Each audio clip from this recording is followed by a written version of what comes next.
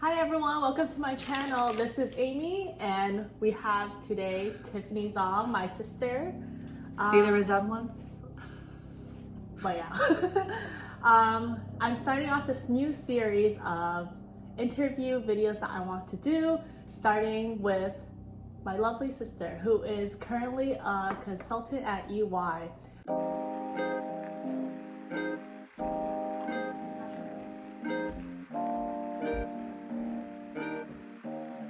I'm gonna probably start off with an icebreaker question and then we'll just get into the good stuff after that. But yeah, Tiff, if you were a fruit, what would you be? If I was a fruit, I think I would be a banana because I think at the end of the day, the longer you know me, the more mushy I get. Okay, let's just jump into our first question, which is, Tiffany, can you just give our audience a brief background of yourself? Where did you grow up? Where did you graduate? And yeah, just the fun stuff. Yeah, of course. So I'm currently 3 years out of undergrad. I went to USC where I studied business and I had 2 minors, one in psychology, one in enterprise information systems. So I grew up similar to Amy where I lived I had 10 years in the Bay Area and then 7 years in Shanghai before I moved to LA for college. And currently I work at EY as a technology consultant. Oh, nice. So what would you say made you choose USC? Oof, that's a good question. Well, I think what really appealed to me about USC was, number one, I really wanted to move somewhere in California because I'd grown up there, so I really wanted to move to USC. I also enjoyed that there was a real campus spirit. I think once you're a Trojan, you are a Trojan for life. And then I also knew that USC had a really great business school. So those are really the reasons I chose USC. Continuing with our second question into consulting, since we're gearing this towards a consulting interview as Tiff's a consultant. Tiff, can you just give us a brief recruiting timeline, a brief background, like what you did for recruiting and how you just went through the whole process? Yes, I would love to. So I recruited in my junior year, so that's a bit ago now, 5 years ago in 2016, if you can believe it. During that time, all the big 4 companies mostly stuck to a fall recruiting timeline.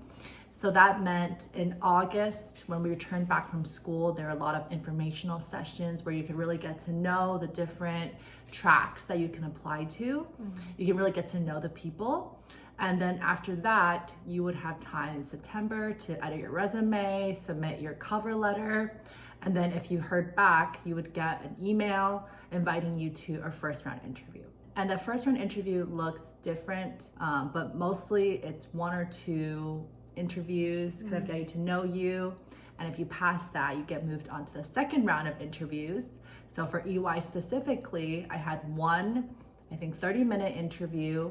And then the next round of interviews, I was actually flown out to Dallas to a gigantic hotel where you get to meet a lot of other EY people as well as other candidates for the job.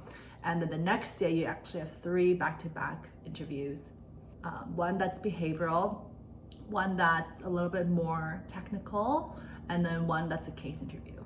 Wow. Were the meetings all in the hotel room or they had an office? Yes. They would kind of configure the hotel room to look like an office. So they remove the mattress and just put a big desk.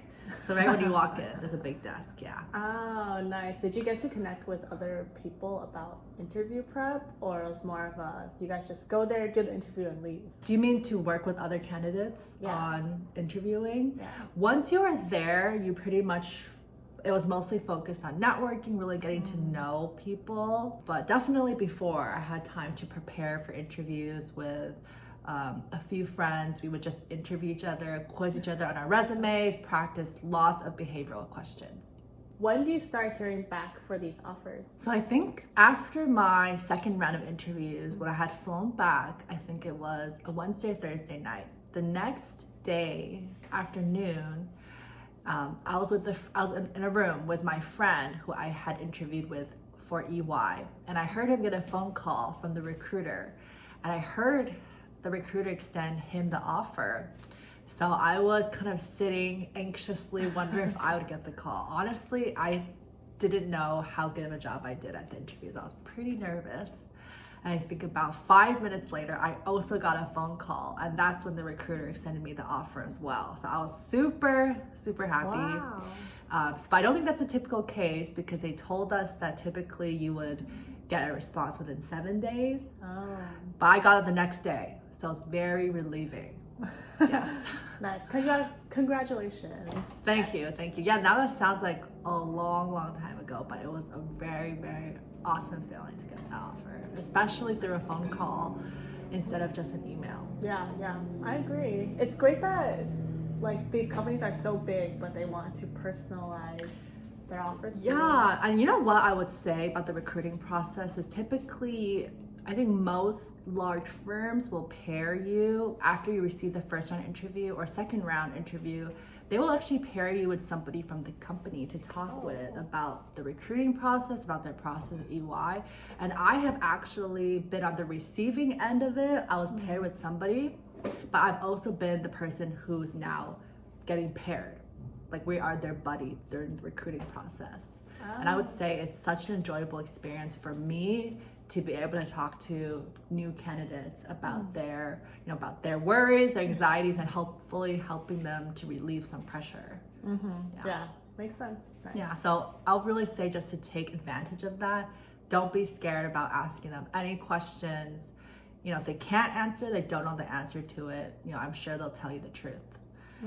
But they're really a resource there meant for you to help. Let's move on to the next question. What does your day-to-day look like as a consultant? Yeah, well, as many consultants will say, it depends. So my day-to-day is going to look a lot different from, say, a colleague's day-to-day. So currently, I'm on a project serving a large global client with a large global EY team as well. So we're currently helping our client on a change management project as they're implementing an ERP system, and we're kind of helping them train their end users on how to use that product. So currently my team is really focused on the learning and development space, and our teams are actually based out in India and Poland. So usually my day-to-day really starts with getting the whole team together, making sure that we're on track with our goals, and if we're not, really understanding what impediments or obstacles are blocking us, anything that's slowing us down, anything that I need to raise to my management team. Then would you say that these skills require you to know beforehand? Did you have to prepare, like for first-time students or like me who just entered the professional world? Yeah. Was there anything that like we could do to prepare us for the project? Oh, that's a good question. A lot of new candidates usually ask that question. I would say at the very basic level, you got to know Microsoft Word. As in, you got to know Excel, you got to know PowerPoint. Most people know Microsoft Word, I'm assuming, but those are just the really basic skill sets you have to have developed before you enter the consulting world. And then a lot of it is actually soft skills based. Understanding how to interface and collaborate with the team, how to interface with the client. All of that is critically important, and not always something that can be, that's not going to be taught in class, but something that you will have to develop. You can learn from your friends, you can learn from people that you've worked with previously who seem to have really good relationships with their client and colleagues. Oh, okay. I think that makes sense. And this is your third year, fourth year? I'm going into my fourth year, actually. I'm in my fourth year now. Our next question would just be like, what does the corporate ladder look like in consulting? So if I stay in consulting long term, like how would my positions change? How would my responsibilities change?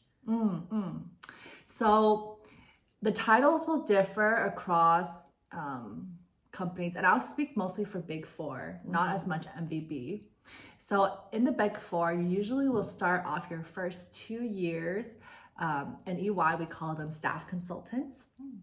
And then after your first 2 years, and you get promoted to senior consultant, which is where I am currently. And you typically will work as a senior consultant for 3 to 4 years, and then you become a manager. And then similarly, again, for manager, you'd work for another maybe 3 years before you get promoted to senior manager. And at a senior manager level, after that is actually a partner or a managing director or a principal. So in the senior manager level, that could take 5 years, 4 to 5 years plus, because the next level is such a high jump. It's quite difficult to make your way up to partnership. How would the responsibilities change?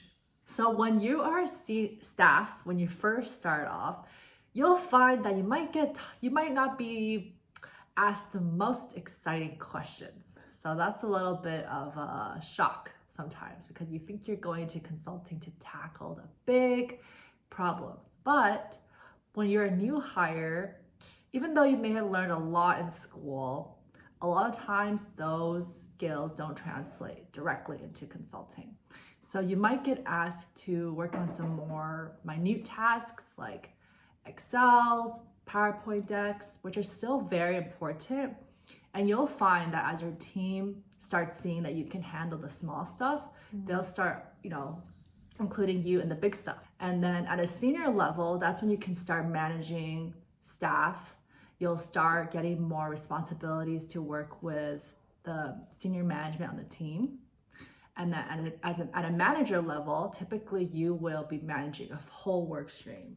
So for example, a functional work stream in technology consulting, or a training work stream, really being the key stakeholder, the person who's interfacing with the client, who's making sure that the client is getting what they need.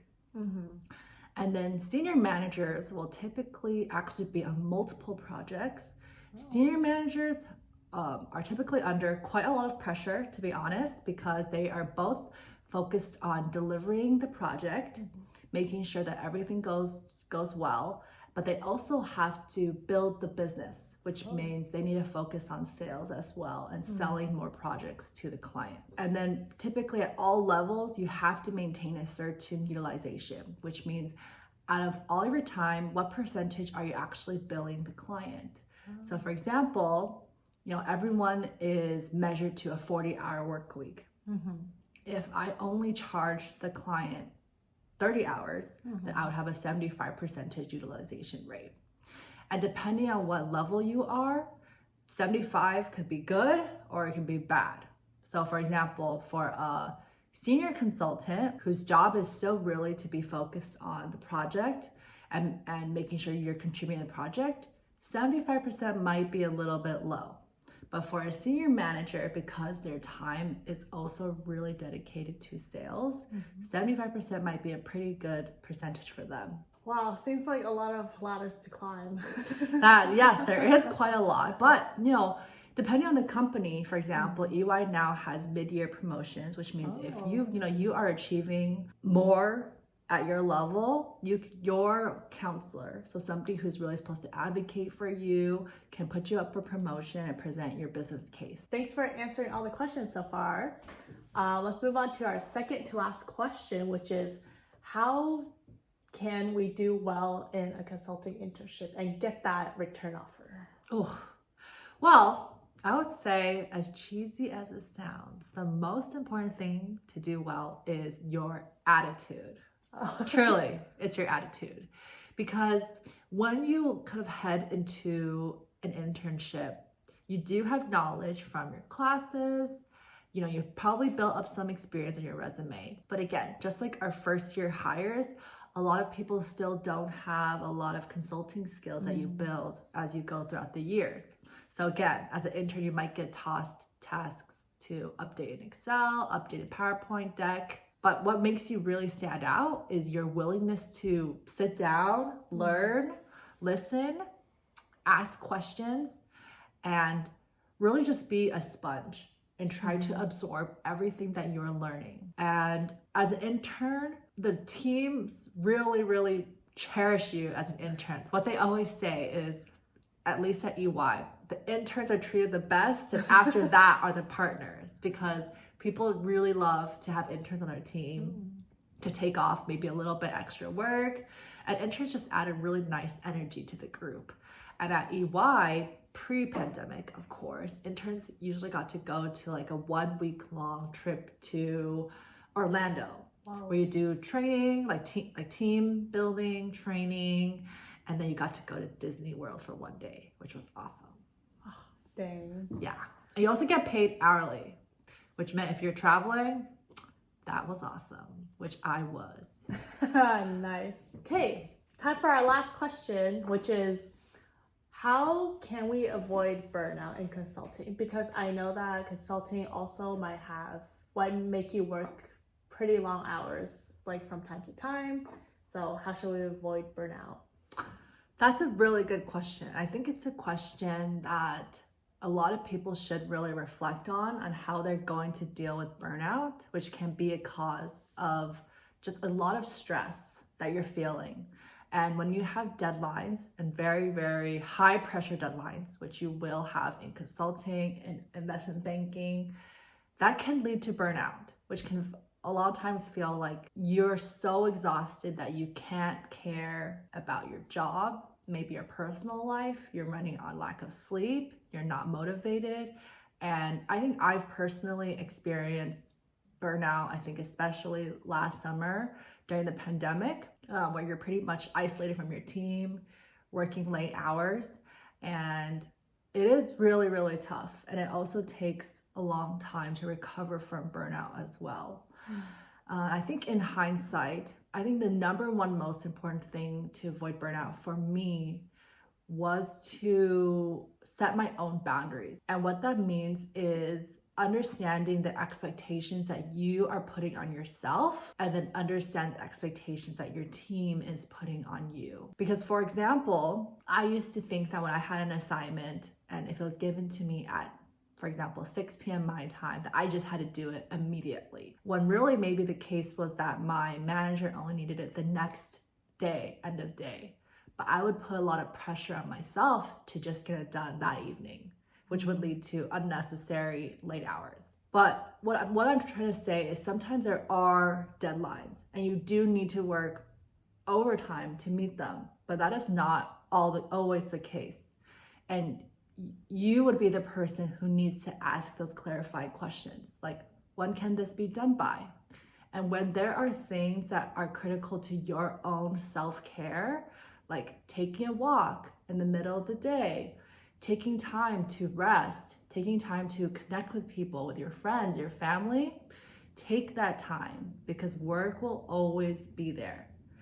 But you need to set the boundaries of your own life to say, this is the time I need to take care of myself. Because no one, unless you have a really good manager, will set those boundaries for you.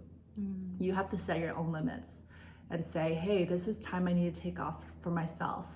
And do small things too, like turn off the notification sounds, turn on do not disturb on your phone. Don't look at your phone after a certain time. You know, I used to check my email a lot after working hours, and that would lead me to not being able to rest fully. And then I had to tell myself to not do that anymore. And it takes time, but you've got to build up that habit to really, really set those boundaries for yourself and allow yourself to rest, because you do need it in high stress jobs like consulting, investment banking. Yeah. Wow, thanks, Tiff. That was a very, very good answer, I would say. Yeah. And Very what I helpful. will say is it's not easy, especially when you're in your first year or second year. It takes courage to tell your manager maybe that you're overworked. But just remember that your manager, if you have a really good team, which you typically will, like, they care about you and your well-being too.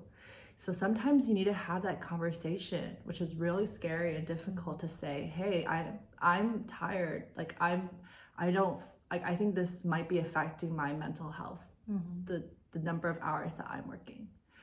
And as soon as you share that issue, then your team can be there to help support you instead of you being the only person to try to take care of yourself.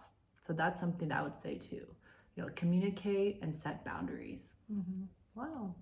Thanks, Tiff. That wraps up our interview for today. Thank you for coming to my YouTube channel. And thank you for watching. Thank you for these delicious scones from Sugarbird Sweets. Yes, their scones are amazing. Thanks for watching. Bye, everyone. Bye. See you in the next one.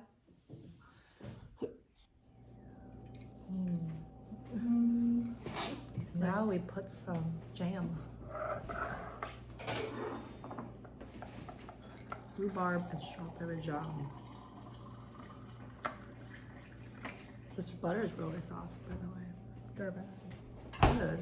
Cool. Nice. Oh yeah. Oh yeah. Oh yeah. Oh yeah. Oh I didn't eat it. yeah. I know, I'm excited. Oh, you're supposed to put both together? You can. I never tried that. That you started trying it now? Oh, cheers.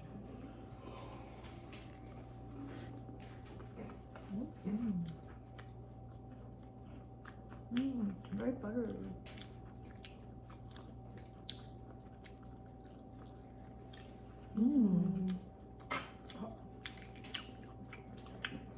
We are jamming in bed. It does taste good. And I've been talking about it. We're just enjoying it.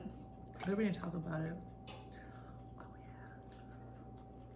Oh yeah. Food channel. The texture is very good. It's like kind of flaky, but not too flaky. Kind of crumbly, but not too crumbly. Okay, so starting off, why don't you give... Wait, so what fruit would you be? Oh, I'll be a watermelon.